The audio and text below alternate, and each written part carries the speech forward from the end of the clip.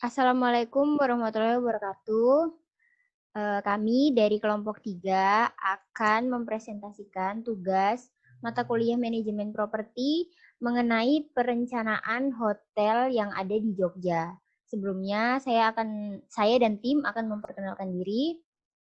Saya Neni Febriardiningsih. Saya Putri. Saya Aldo. Next.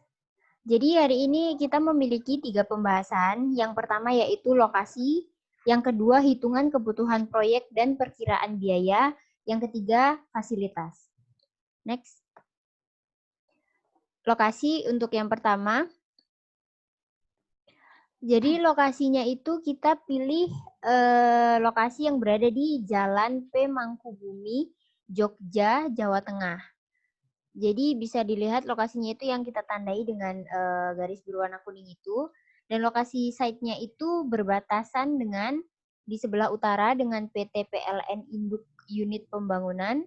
Di sebelah barat Wisma Ratih PT Kereta Api Nasional Indonesia. Di sebelah timur Jalan KP Jogoyudan dan di sebelah selatan yaitu Malioboro. Next.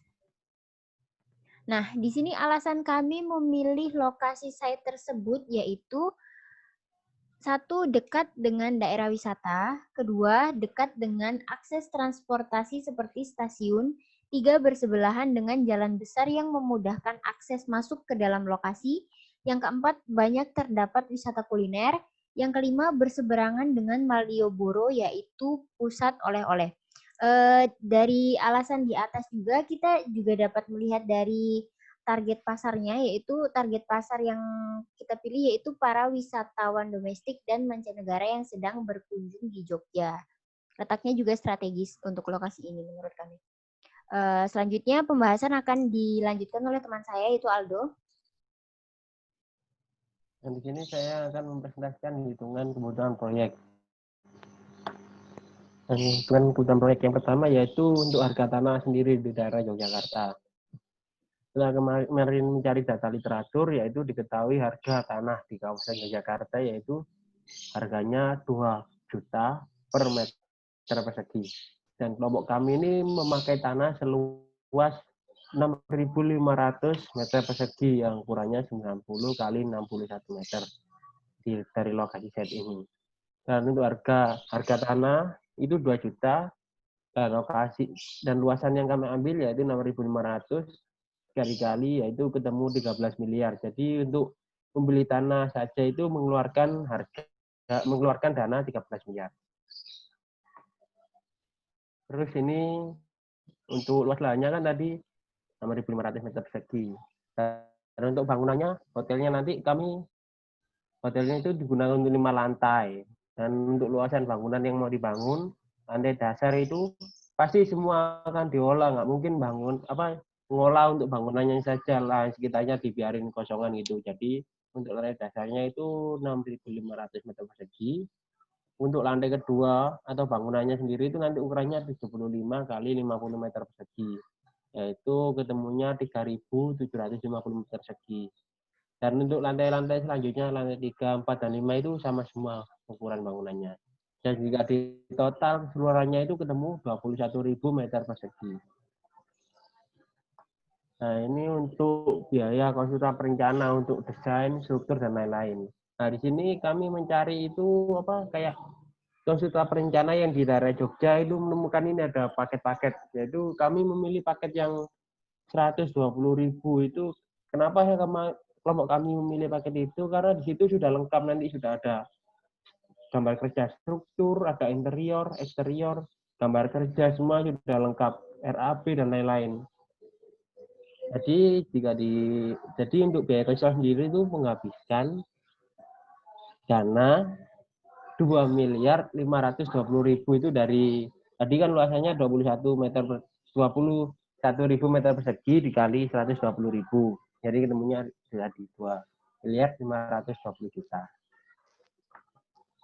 Dan ini untuk biaya konsultan pelaksananya atau pemborong lah biasanya orang bilang. Yaitu kami mencari data literatur kemarin itu ketemu untuk harga per meter perseginya itu 3.200.000 itu per 1 meter persegi. Nah, kami kan ini nanti yang dibangun kan 21.000 meter persegi. Jadi ketemunya 67.200.000.200.000.000. Itu untuk biaya pembangunannya saja. Dan ini perkiraan biayanya. Tadi kan pembelian lahan sebesar 6.500 meter persegi, mengeluarkan dana 13 miliar. Untuk konsultan perencananya menghabiskan dana 2.520.000.000. Untuk konsultan pelaksananya atau pemborongnya yang membangun nanti itu menghabiskan dana 67.200.000.000. Dan jika ditotal ketemunya 82.720.000.000. Itu untuk bangunnya saja. Dan ini fasilitas yang dibutuhkan atau yang nanti ada di hotelnya. Yang pertama, kamar. Pastilah, di semua hotel pasti ada kamarnya. Nggak mungkin enggak. Jadi kamar hotel merupakan fasilitas yang berfungsi sebagai tempat beristirahat bagi para pengunjung untuk melepas lelah. Dan selanjutnya akan dipresentasikan oleh teman saya. Oke, jadi fasilitas selanjutnya itu adalah bathtub. Nah, bathtub ini fungsinya sebagai tempat untuk menyegarkan dan juga memberikan relaksasi dari padatnya kegiatan pengunjung selama berada di luar hotel secara private. Jadi biasanya kan orang-orang itu kalau di rumah di kamar mandinya kan jarang ya yang ada bathtub. Nah, jadi kalau misalkan mereka ke hotel, yang mereka incar tuh pasti bathtubnya karena di rumah mereka nggak ada. Nah, terus untuk tipe-tipe bathtub sendiri di sini banyak sih, mulai dari bathtub yang dimana kamar mandinya itu tuh view-nya bisa ngelihat ke luar, jadi bisa ngelihat daerah perkotaan dan lain sebagainya ataupun laut. Kemudian untuk materialnya sendiri bermacam-macam juga, jadi ada yang dari kayu, ada juga yang dari bebatuan kayak marmer kayak gitu. Next. Kemudian fasilitas yang disuguhkan lagi adalah restoran. Nah, restoran ini di dalam hotel biasanya menjadi salah satu fasilitas favorit, yang dimana tamu itu bisa memakan jenis makanan yang beragam. Nah, jadi di sana mereka bisa makan sepuasnya dalam satu waktu. Kayak misalkan kita lagi breakfast kayak gitu. Terus biasanya di beberapa hotel itu menyediakan live musik di restorannya. Jadi live musik yang disuguhkan itu bisa menambah daya tarik pengunjungnya. Untuk style-stylenya sendiri juga banyak sih. Ada yang kayak arsitektur klasik, ada juga yang ini kayak art deco kayak gitu. Terus makanannya juga bermacam-macam juga. Next. Kemudian ada kolam renang. Nah, kolam renang ini menjadi fasilitas yang akan memanjakan pengunjungnya tentunya. Dan biasanya terdapat fasilitas kolam renang ini biasanya dibagi menjadi 3, yaitu kolam renang infinity, kolam renang di dalam atau indoor, kemudian kolam renang outdoor atau di luar.